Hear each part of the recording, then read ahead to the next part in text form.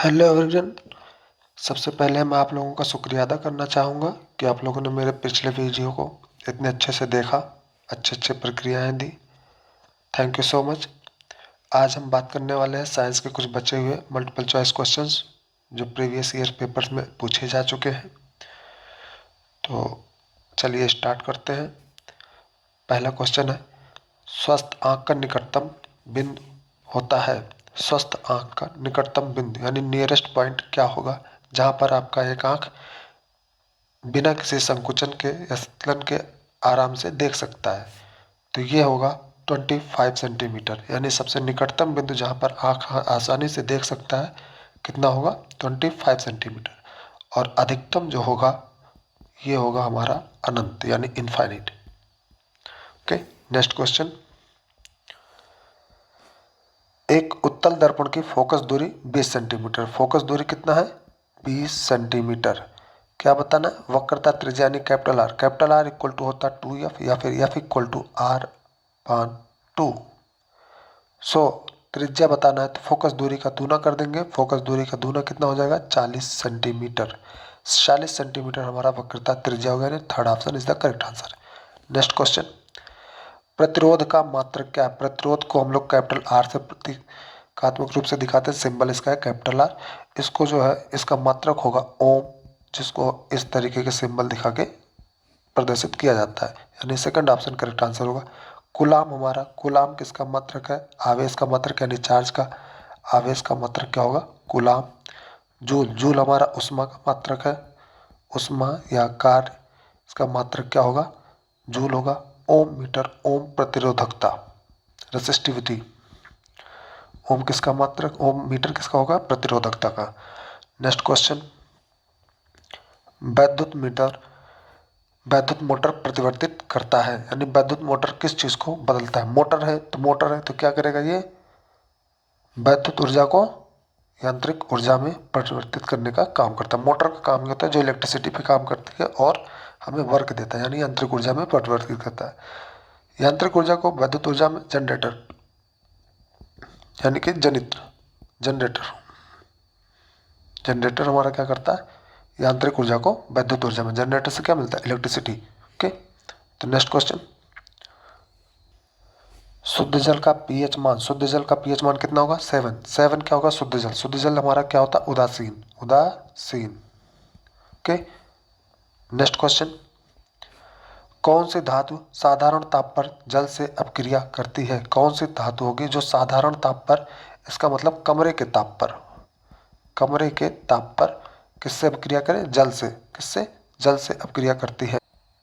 तो इसका आंसर हो जाएगा सोडियम। सोडियम हो गया, सोडियम यानी कि जो अधिक अपक्रियाशील धातुएं होगी, सोडियम, कैल्शियम या पोटेशियम, ये जो अधिक अपक्रियाशील धातुएं होती हैं ये हमारा रूम टेम्परेचर पर कभी भी अपक्रिया करने के लिए तैयार रहती है। तो इसका आंसर हो जाएगा सोडियम। नेक्स्ट क्वेश्चन, प्रोपेनॉल के क्रियात्मक समूह। प्रोपेनॉल, नैल का मतलब हो गया एल्डिहाइड। कौन सा हो गया एल्डिहाइड, एल्डिहाइड समूह का नैल जो शब्द होता है एल्डिहाइड।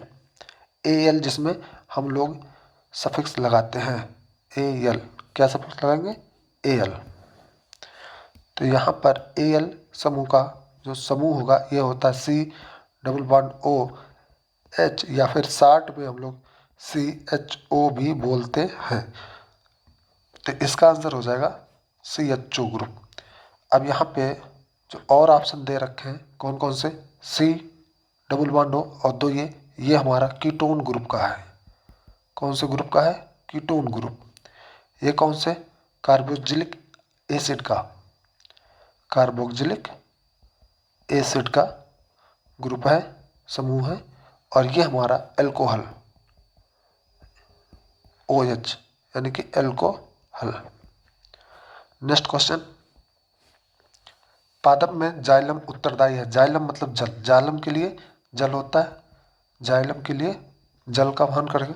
भोजन के लिए कौन करेगा फ्लोएम। नेक्स्ट क्वेश्चन, गर्म जल प्राप्त करने के लिए हम सौर जल तापक का उपयोग किस दिन में नहीं करते हैं। तो इसका आंसर होगा कौन सा बादल वाले दिन। बादल वाले दिन हमको गर्मी नहीं मिलती है, नो हीट, यानी यहाँ गर्म नहीं रहेगा। धूप वाले दिन हमारे पास हीट रहती है, गर्म दिन तो गर्म है ही है। पवन वाले दिन यानी जहाँ पर ज़्यादा तेज़ हवाएं चलती है, गर्म हवाएं चलती है, उस दिन भी हमारे पास हीट होता है, इसलिए वहाँ पर मिलता है। तो बादलों वाले दिन हमारे उसका उपयोग नहीं करने को मिलता है।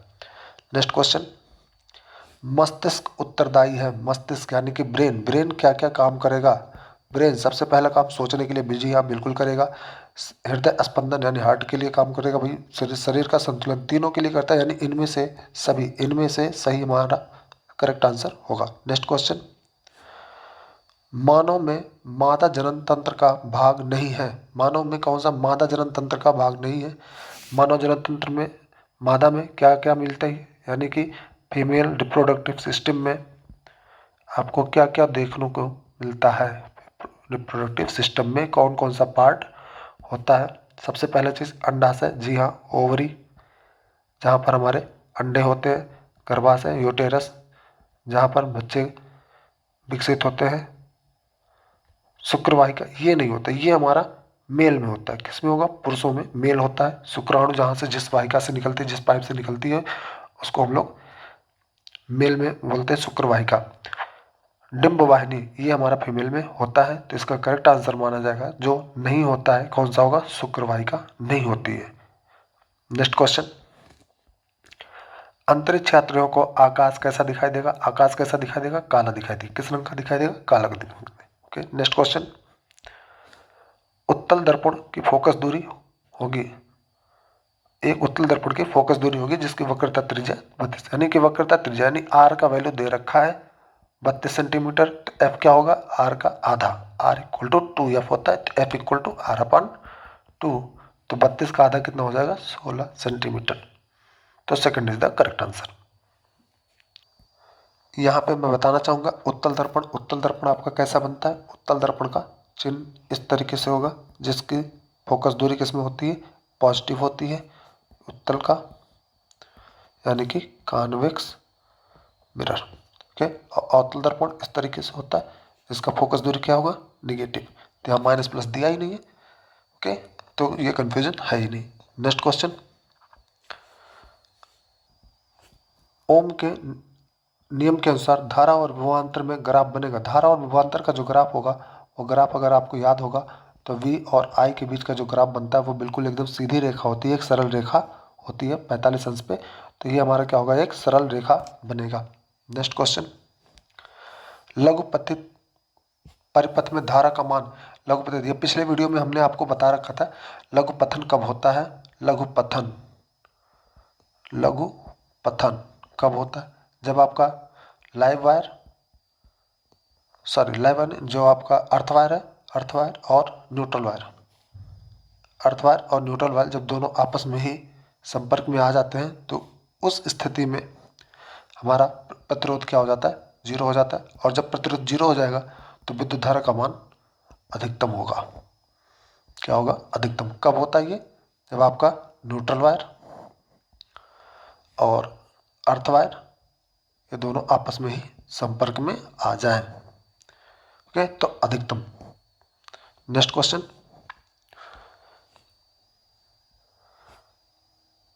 कौन सा तत्व धात्विक है? धात्विक तत्व, धात्विक तत्व इन चारों ऑप्शन में phosphorus, helium, sulphur. Phosphorus, helium और सल्फर ये तीनों के तीनों हमारे नॉन मेटल हैं, यानी अधात्विक। नॉन मेटल क्या है? नॉन मेटल है, यानी ये हमारे अधात्विक हैं। तो धात्विक कौन हो गया? लिथियम। लिथियम क्या हो जाएगा हमारा करेक्ट आंसर। अब पीरियोडिक टेबल में अगर हम बात करें तो बाई साइड और दाई साइड इस तरीके से बने होते चार्ट हमारे। इधर के हिस्से में आपका पूरा का पूरा धातु होगा और इधर के हिस्से में आधातु होती है और बीच में यहाँ पर एक जिगजैग लाइन होता है जहाँ पे मिश्र धातु या सेमीकंडक्टर बोला जाता है इसको, सेमीकंडक्टर उपधातु। नेक्स्ट क्वेश्चन, कार्बनिक यौगिक असंतृप्त यौगिक, असंतृप्त यानी कि अनसैचुरेटेड बताना है आपको। क्या बताना है? अनसैचुरेटेड, यानी कि कार्बन और कार्बन के बीच में डबल बॉन्ड या कार्बन और कार्बन के बीच में ट्रिपल बॉन्ड उपस्थित हो।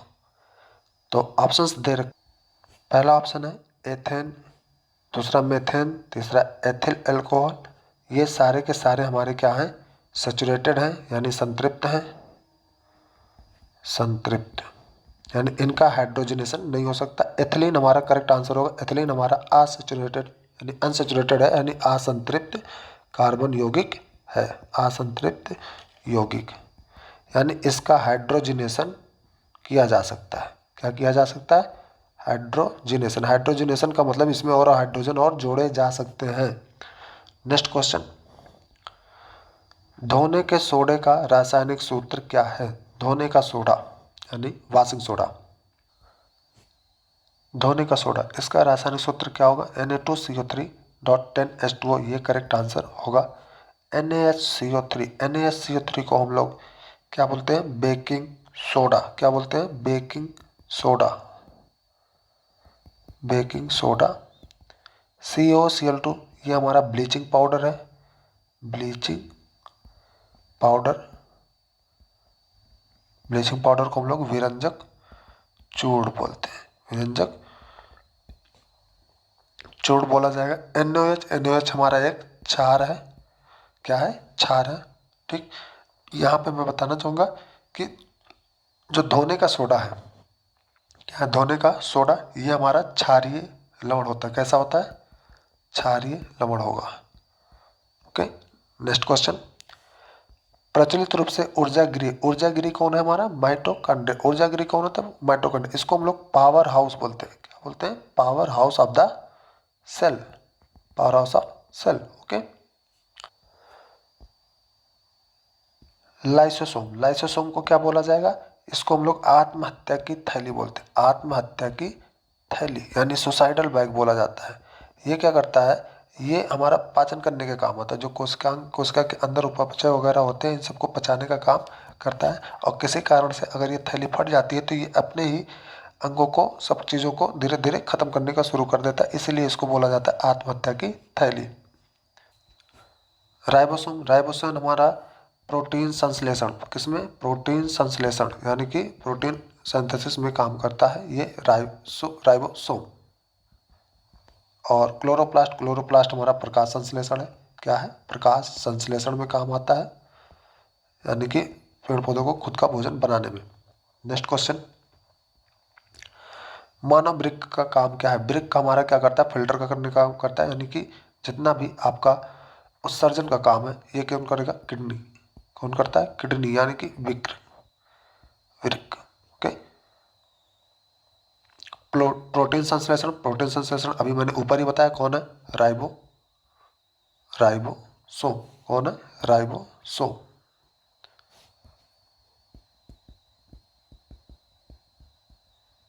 श्वसन, श्वसन के लिए हमारा कौन है, लंग्स, लंग्स है। ओके, नेक्स्ट क्वेश्चन, जीवाश्म ऊर्जा का स्रोत, जीवाश्म ऊर्जा का मुख्य स्रोत कौन होगा, पेट्रोलियम। यहाँ कौन होगा, जो ऑप्शन दिया गया है इसमें के अनुसार क्या होना चाहिए, petroleum.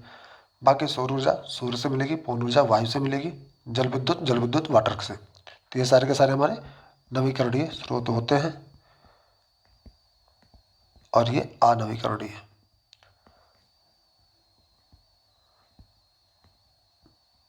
Okay, next question,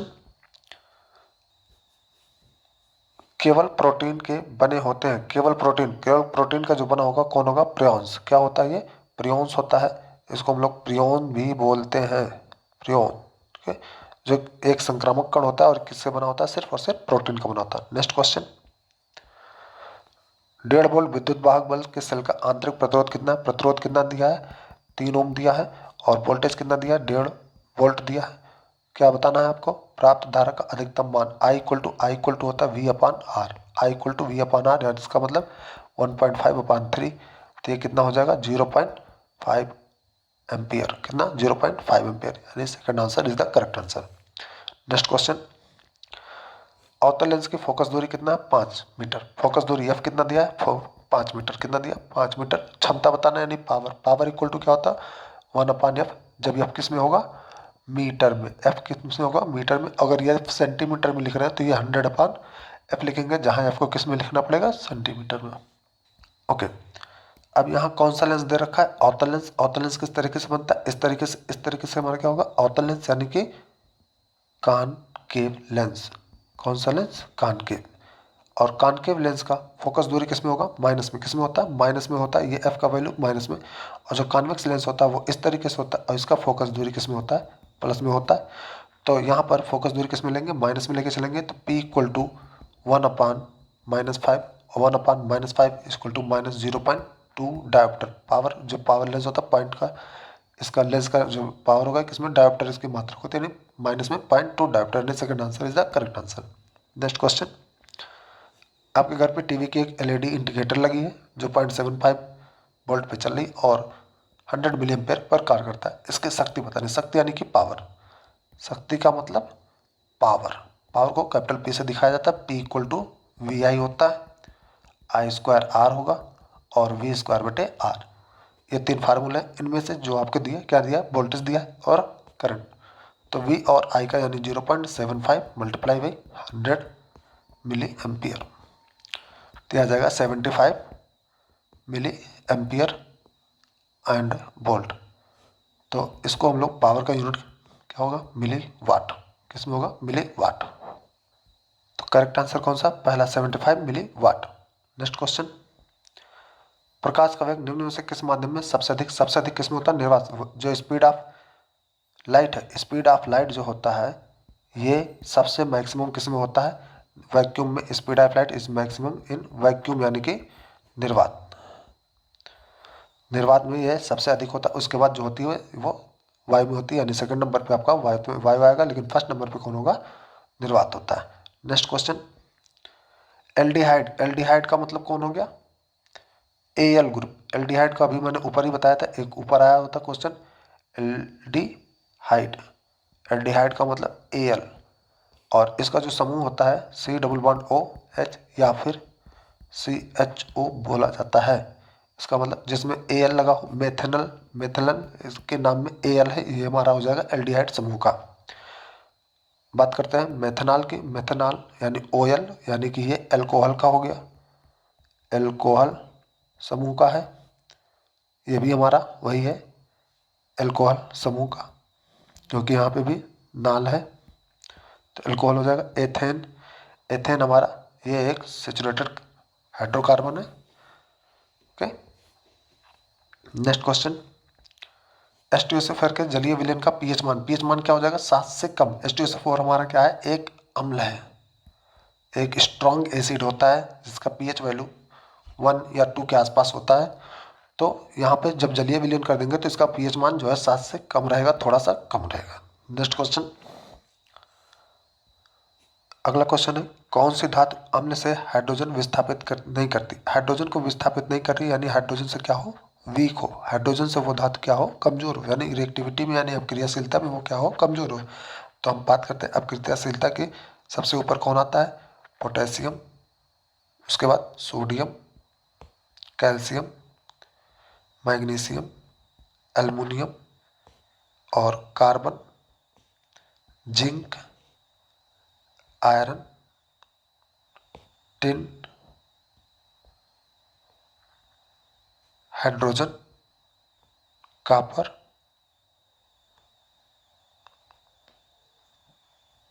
zinc, hydrogen, copper, silver, silver और गोल्ड। ये हमारे ऊपर से नीचे की तरफ क्या है? अपकृत्यशीलता कम होते चली गई। तो कॉपर हाइड्रोजन के नीचे है, यहाँ हम देख रहे हैं कॉपर जो है हाइड्रोजन के नीचे, यानी कॉपर क्या है? हाइड्रोजन से कमजोर है, यानी कम अपक्रियाशील है। तो कम अपक्रियाशील है तो हाइड्रोजन को विस्थापित नहीं कर सकता। तो कॉपर हमारा करेक्ट आंसर है। नेक्स्ट क्वेश्चन, पराग कोश में होते हैं। पराग कोश में क्या होंगे? पराग कोश में हमारे परागकण है, जो कि क्या है? हमारा एक नर जननांग है, नर जननांग है परागकण। ठीक है, तो पराग कोश में आपका क्या मिलेगा? परागकण। नेक्स्ट क्वेश्चन, पादप में जाइलम का मुख्य कार्य, यह आप कमेंट के सेक्शन में बताएंगे। यह क्वेश्चन आपको बताया जा चुका है कि जाइलम का काम क्या होता है। नेक्स्ट क्वेश्चन, मस्तिष्क उत्तरदारी है, यह भी आपको बताया जा चुका है। यह भी आप कमेंट करेंगे और बताएंगे कि इसका भी आंसर क्या होगा। ओके, नेक्स्ट क्वेश्चन, समजात अंगों का उदाहरण है। समजात अंगों का क्या उदाहरण है? समजात अंग, समजात अंग को हम लोग होमोलोगस ऑर्गन भी बोलते हैं। समजात अंग को क्या बोला जाता है? Homologous organ. इसका मतलब ऐसे अंग जो क्या हो, रचना और उत्पत्ति के हिसाब से समान है। रचना और उत्पत्ति के हिसाब से, उत्पत्ति की दृष्टि से क्या हो, समान हो, किंतु क्या हो, किंतु कार्यों में क्या हो, कार्यों में भिन्नता हो, कार्यों में क्या हो, भिन्नता हो। उसको क्या बोला जाता है? Homologous organ. इसके विपरीत होता है एनालॉगस ऑर्गन। कौन सा ऑर्गन? Analogous organ. ओके, तो एनालॉगस ऑर्गन में क्या होता है कि यहाँ पर फंक्शन यानी कार्य समान होंगे, यानी इसी का विपरीत, कार्य क्या हो, समान हो, किंतु संरचना भिन्न हो। संरचना भिन्न यानी different structure but same function. Different structure